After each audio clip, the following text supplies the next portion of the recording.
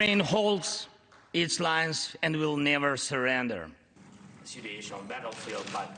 In his first visit outside of Ukraine since Russia invaded, President Zelenskyy emphasized the need to preserve global security and democracy, saying this is not charity. An investment from the U.S. is in global security. Joining me now to talk more about the significance of this visit, Paul Rieckhoff, national security and political analyst. He's also the host of the Independent Americans podcast, which you can find anywhere that you watch your podcast, and you can now catch a new episode. Mr. Zelenskyy comes to Washington. Paul, good morning to you. I am just overwhelmed by President Zelenskyy. I mean, strength, resolve, determination, humility, bravery. I'm going to run out of adjectives here. The fact that he left Ukraine, appeared before Congress, was breathtaking. It gave me goosebumps listening to his message. How'd you receive it? Well, the same way, Marni. I think it was an early holiday surprise for the world. And a sobering reminder that, while the holidays are in full swing, so is the war in Ukraine. What we saw was truly historic, inspiring, galvanizing, bipartisan. It felt like a State of the Union. And frankly, our State of the Unions haven't been that unified in a long time. So it felt even bigger than a State of the Union because you had folks together recognize not just President Zelenskyy, who's been extraordinary, but the Ukrainian military and the Ukrainian people. And I think there's a couple of really important points that came out of it. One is he didn't say they wanted peace for Hanukkah or for Christmas. He said they wanted victory. So it was a thank you to the United States for providing so many weapons and economic support and moral support, but it was also an ask. There was a really critical ask that this is an important fight of our generation. We're thankful for what you've given us, but we also need much more so that we can win this fight. Right. I mean, he almost got a chuckle out of everybody. He said, thank you for what you've given.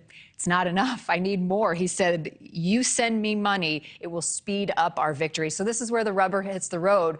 What does Congress do? Well, for years, I worked in the veterans community, and we used to say to folks that veterans are not a charity, they're an investment. And that's the same line that Zelenskyy used last night. He said, this is not charity, this is an investment in global security, in America's national security. And I think that was right. He's grateful that Patriot missiles are now inbound to help protect the skies. We're sending Cougars, MRAP, armored vehicles. We're sending more Humvees. But he also made a really specific ask. He said, we need tanks and we need planes. He's thankful to Santa for what he's given him, but he's also asking for a few more things that can help them not just defend Ukraine, but win the war. And I think that's the key tipping point for the next year, is giving them not enough just to defend, but to actually win. And he says, you don't need to send American troops. Ukrainian soldiers can drive Abrams tanks. They can fly F-16s. If you give them to us, we can win. And that's the ask for Congress coming in next year.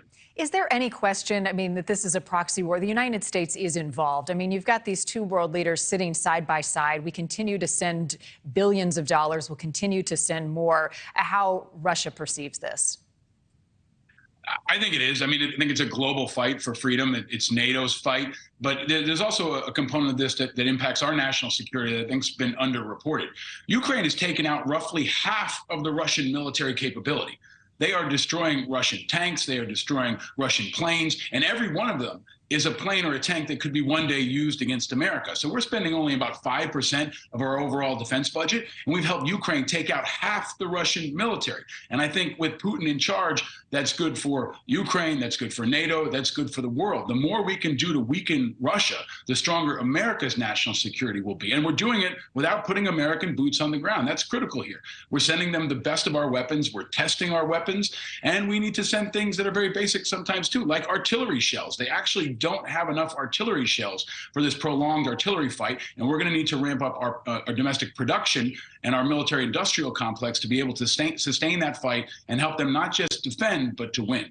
Thank you for watching. Go to newsnationnow.com to find NewsNation on your television provider. And don't forget to click the red subscribe button below to get more of NewsNation's fact-driven, unbiased coverage.